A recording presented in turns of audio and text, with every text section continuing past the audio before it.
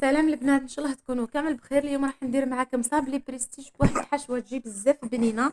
ان شاء الله تجربوها. راح نحتاجوا في الوصفه تاع اليوم 125 غرام تاع زبده، كاس صغير ربع تاع سكر، كاس صغير ربع تاع زيت، عظمه، زوز مغارف كاكاو، ونص خميره تاع الكاطو، والفرينه. راح ندير هذيك الزبده والسكر والحبه تاع البيض كامله، نضربها مليح بالباتير، ومن بعد نزيد عليهم الكاس غير ربع تاع الزيت، ومن بعد نزيد عليهم زوز مغارف تاع الكاكاو، ونبقى نضرب فيه مليح مليح حتى يوليو معايا كريمه. نجيب هنايا الفارينه، مش راح نستعمل القيس، راح نستعمل هكاكا برك، نحط بشويه ونشوف. نحط الفارينه ونحط معاها النص علبه تاع خميره الحلويات، نص علبه كافيه.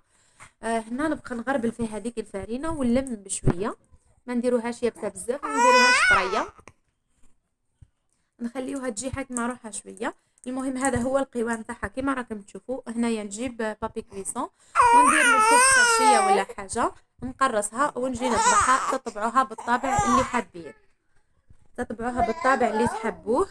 انا درت هكا دوائر كيما راكم تشوفوا. راح نديرو شكل دائري، حطيته في بلاطو، حطيته طاب، شعلت عليه من التحت شويه وزيد من الفوق شويه، حمار هكا بركه ونحيته. المهم هنايا ها هو كيما راكم تشوفوا فيه.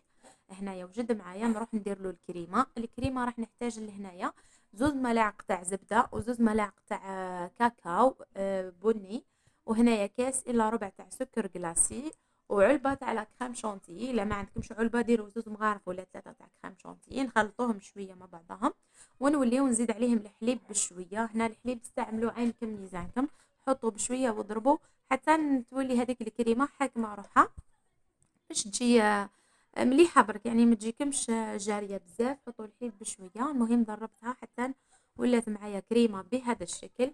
راح نحطها لهنايا في بوش باش نبدا نخدم نوجدها هي. وراح نستعمل معاها وسي طوفيا كراميل. هنايا الطوفيا كراميل تاعي ها هي دفيتها شويه، ومن بعد نحطها حتى هي في بوش وراح نخدم بها.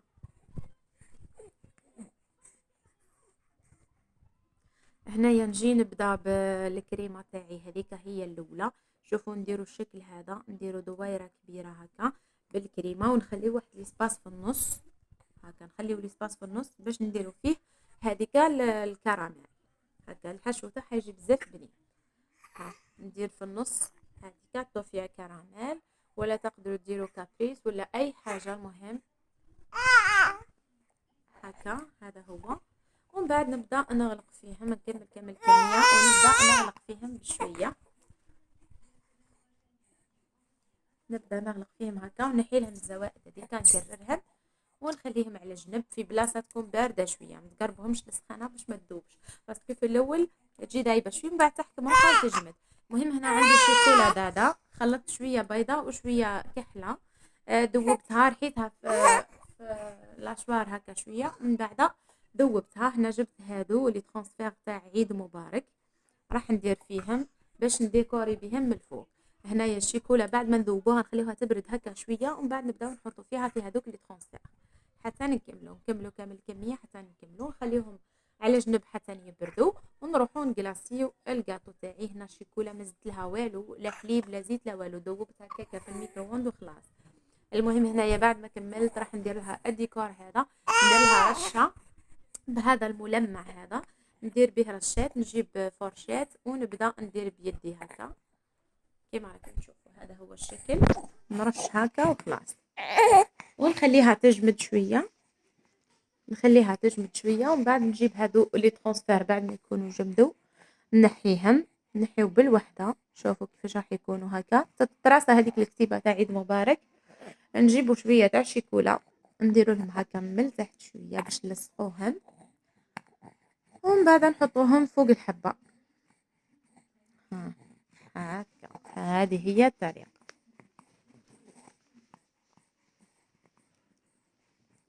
شوفوا نزيدوا الحبه الثانيه هكا ونكمل كامل الكميه. شوفوا هنا بعد ما كملت كامل الكميه نخليها تبرد مليح، ومن بعد نحطها في الكيسات.